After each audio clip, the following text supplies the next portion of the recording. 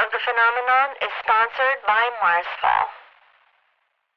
Hey everyone, it's Jared from The Phenomenon with one more fiction podcast recommendation for you, Marsfall. Marsfall is a sci-fi adventure that takes place in the near future and follows some of the first colonists to settle on Mars. Led by fearless commander Jackie Orania and assisted by artificial intelligence unit Andy, the colonists strive to make a new home on this harsh frontier.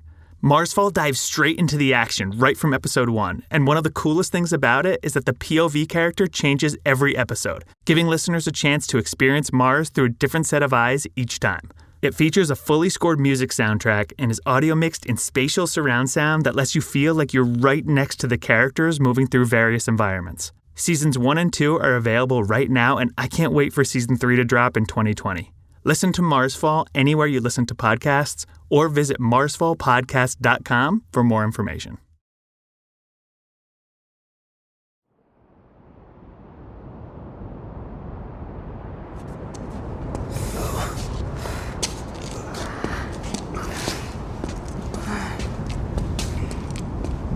Sharon, I'm gonna put you down here for a moment.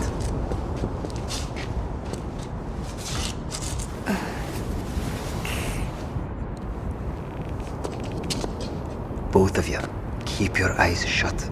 I'm gonna take another look before we head out.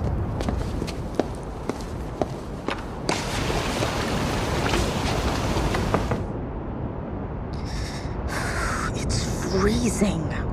Yeah, it got cold when the tall one showed up.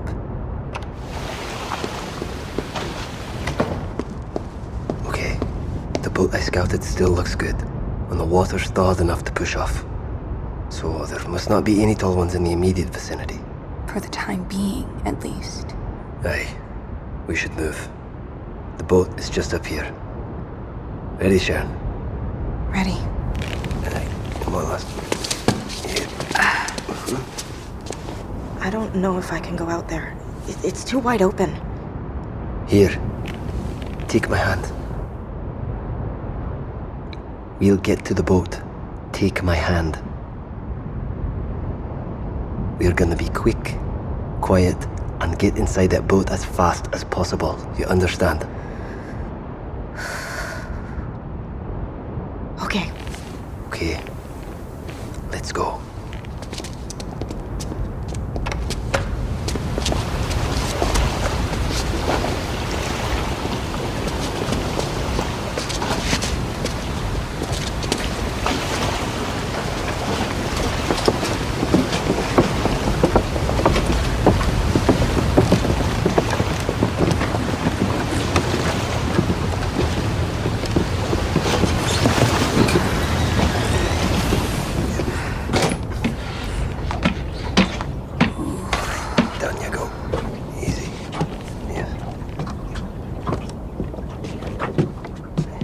Don't make any noise. I'm gonna go untie us from the dock.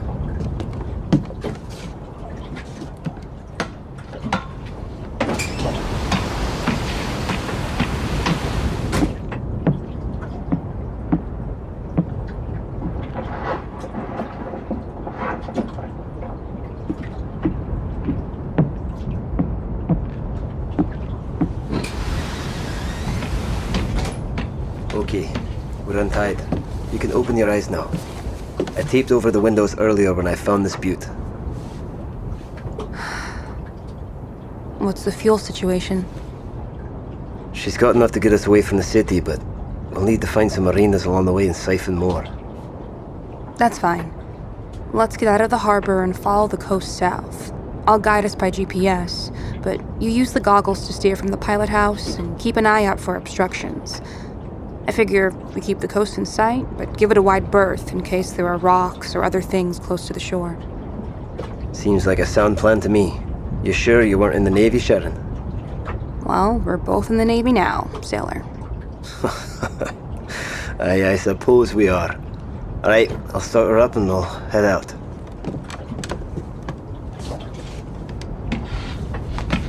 Told you we'd make it here in one piece. I never doubted you for a second. Say, have you ever heard the shards at close range before? No, I haven't. Well, you're in for a treat then.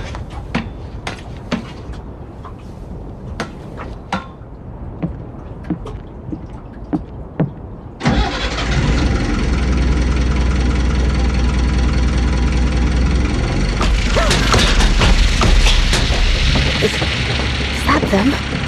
Yes. They'll most likely be covering us the entire time. Just try to stay calm. I'm not sure that's possible.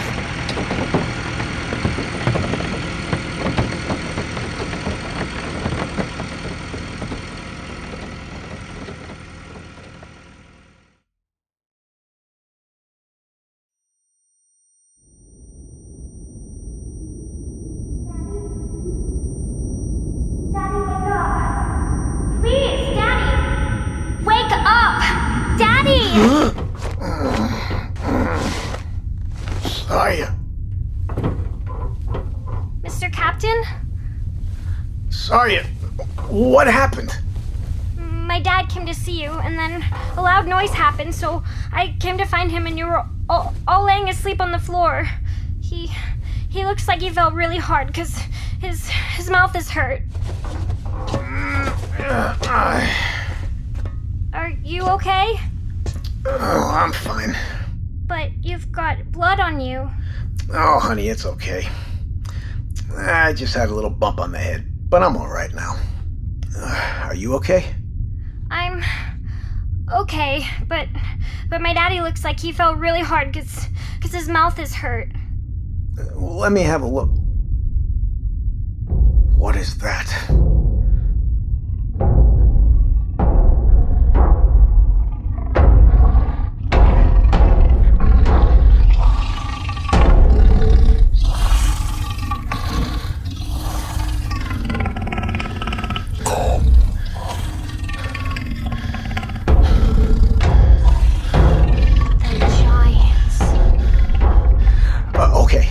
Okay, Sawyer, you stay here.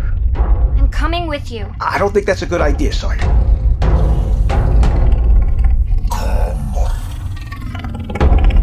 Please, Captain. Okay, come on. Give me your hand.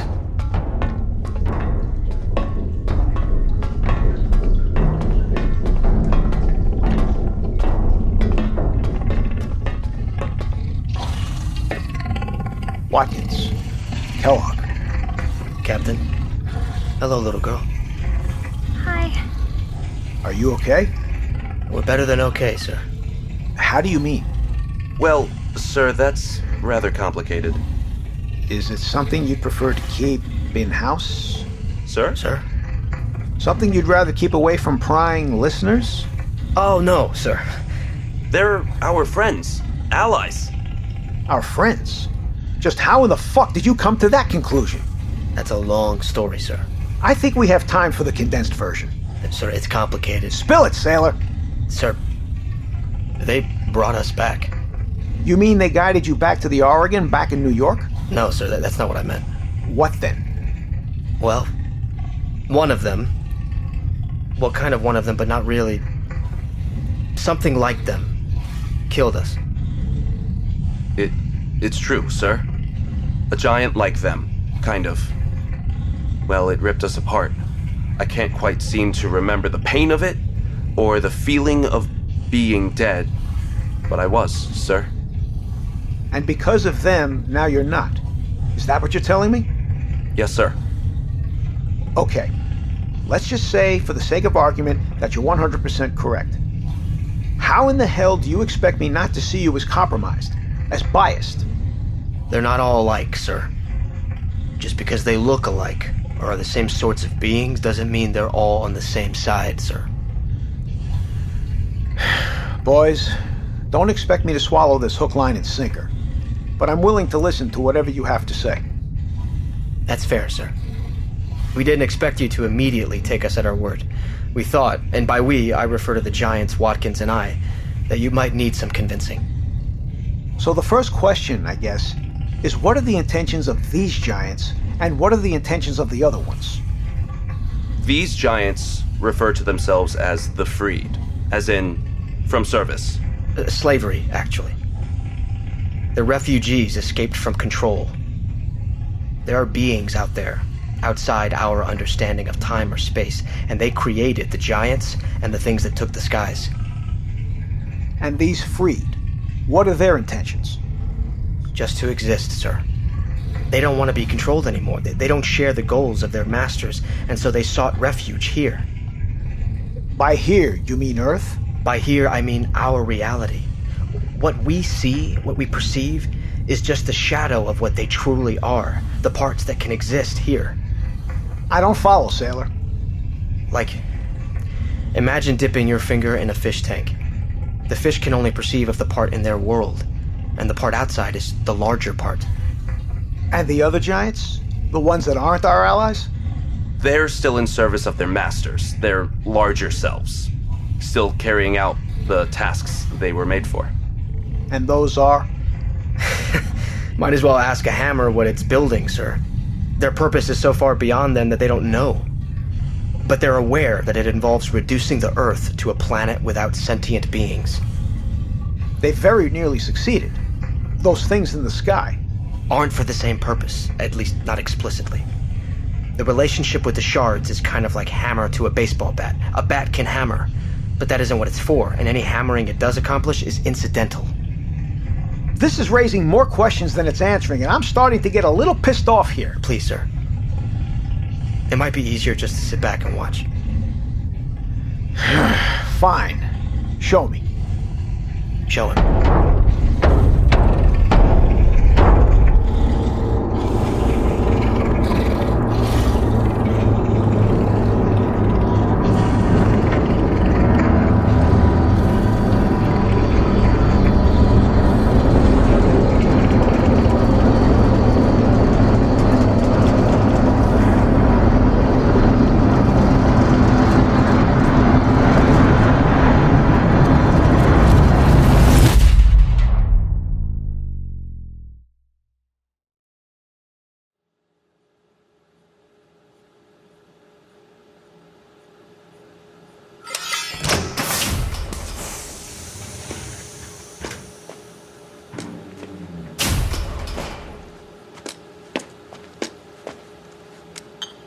Earl Grey? Thanks. How are you feeling? Not great. I've had that sound in my head all week. That sound, it just won't go away. I know. We've lost too many of them. Yeah, we have. But we've saved a lot too. And we're doing the best we can. Don't forget, it was supposed to be just me and you down here. What if she wasn't there? I would have been too slow connecting the system. I would have died. She saved my life. We shouldn't have let her come.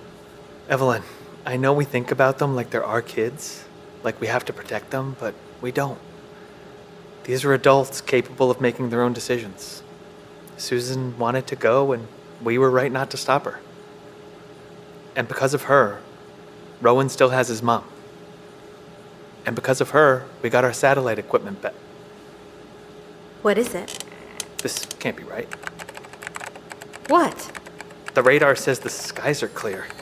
Clear of what? Shards. What? The swarms have always been visible via radar. It's how the military knew where to strike when they were still attempting attacks. I've been tracking the swarms to see if there are any patterns in behavior, but now... They're gone? Or the equipment is malfunctioning again. Is that likely? Actually, no. How do you know? Because they were there this morning. How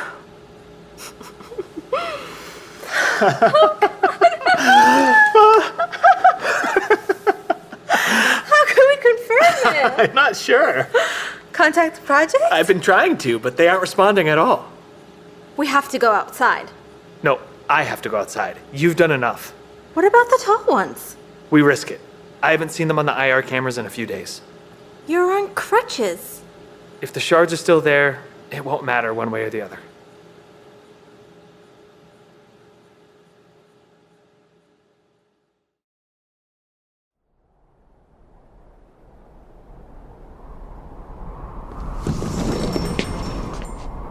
Clear skies. Clear skies, Jesse, can you believe it? Clear skies. Just like that. That's amazing. but we still got company. Yeah, but I don't think it means us any harm. Doesn't mean us any harm. I think it's friendly? Friendly, huh? These things are goddamn killing machines. What? You're friendly now? You ain't gonna so much as apologize?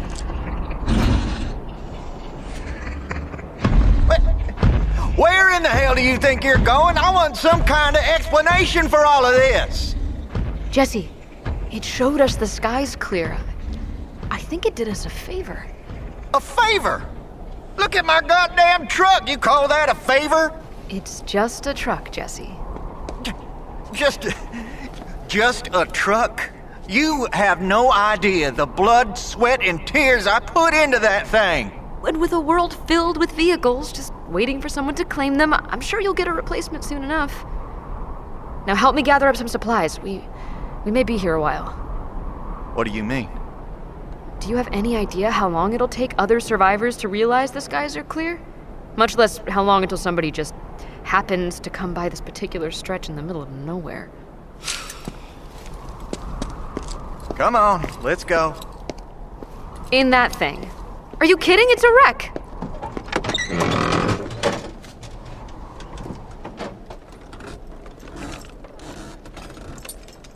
Well, the box in the back ain't critical. The engine, transmission, and the cab should all be fine. Now let's go see what that thing's goddamn hurry is.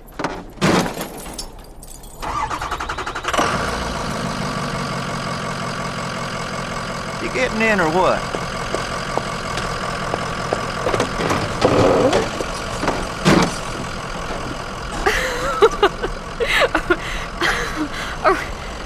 Are we following our new friend? You read my mind. Ain't getting away that easy.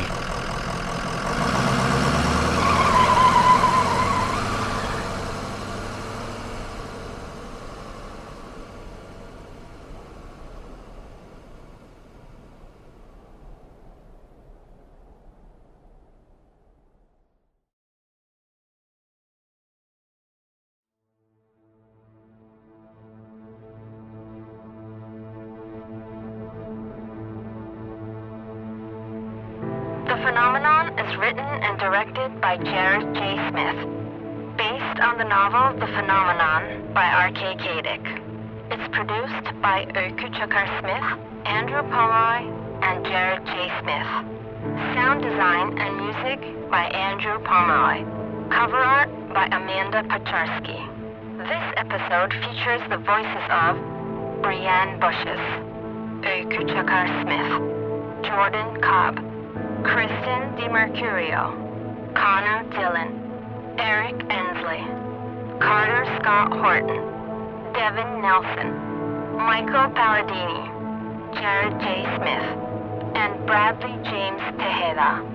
The Phenomenon is a production of Luciola Creative.